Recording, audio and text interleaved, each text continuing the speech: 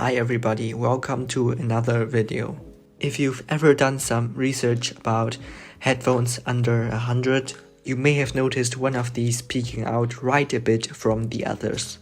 You've guessed it, it's the CMF Buy Nothing Headphone Pro. Its specs are pretty good in this price range, and I've got one of those, because I could already be happy if the battery of my old Audio-Technicas lasted longer than a half an hour. But let's start with the video. So at first, the unboxing.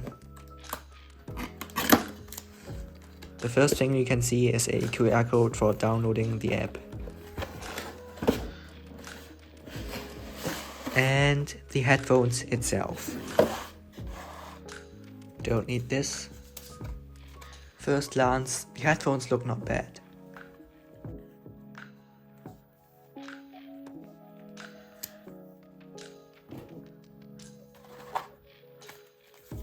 There's a accessory box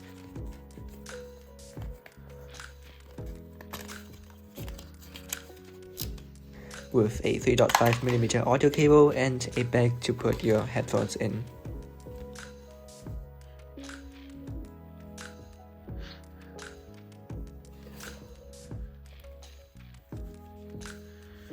And now the most satisfying part.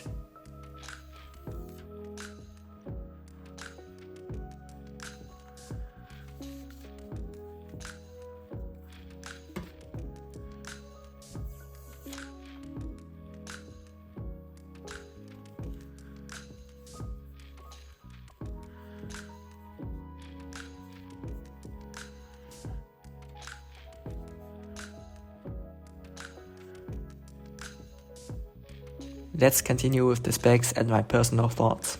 At first, build quality and fitting. Since these are my first headphones, I had to consider fitting issues when buying, but they are fitting surprisingly well compared to any other earbuds I've tried before that were keeping falling out or starting to hurt after 5 minutes.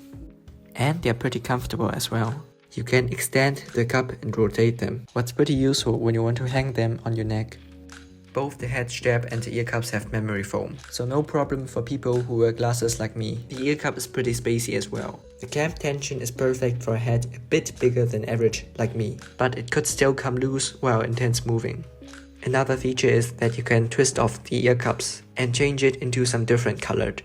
They will cost you 25 a pair though, so I don't need that, but yeah, good to have. Let's move on to a personally plus point for me. So many headphones in this or a higher price range have touch control on the side of the ear cups. And I'm someone who would prefer a physical button for every single action. And yeah, that's basically what it comes with. Let's start with the left ear cup, I suppose. Yep, it's the left one. So on the left one, there's the on and off power switch. You press it once and the LED will show you the battery status. You hold it 1 second and it will turn on or off, and hold it 3 seconds for binding. As easy as that. Beside the on and off button, there's an interesting but also controversial slider. It's meant to be used to control the bass level, or you can also use the app to change it to treble control. More on that later. The point is, I can't hear any difference. I have to say that I'm not professional, but honestly, I did expect a bit more. Anyways, so this is the 3.5mm jack. Here's a microphone. Here's another one. On the right ear cup we have the USB-C port. A customizable button. It's set to voice control by default, but I've changed it to ANC. At last we've got a clickable wheel for volume control and pausing. So let's talk about the Nothing X app. It lets you change settings of active noise cancelling controls, spatial audio or control, but also an equalizer to set mid, bass and treble. It may not be as precise compared to other headphone apps, but I have no idea of it anyways. Okay, so next, sound quality and ANC. Since I don't have any fancy test microphones, and I'm way too unprofessional to judge the sound by hearing, I can only tell you that the headphones do its job. and sound pretty decent to untrained ears. The ANC on the other hand is not that fancy like the premium class, but I didn't expect anything else for this price. You could still hear a little bit of noise leaking through, but as soon as you start to play music, you won't notice it anymore.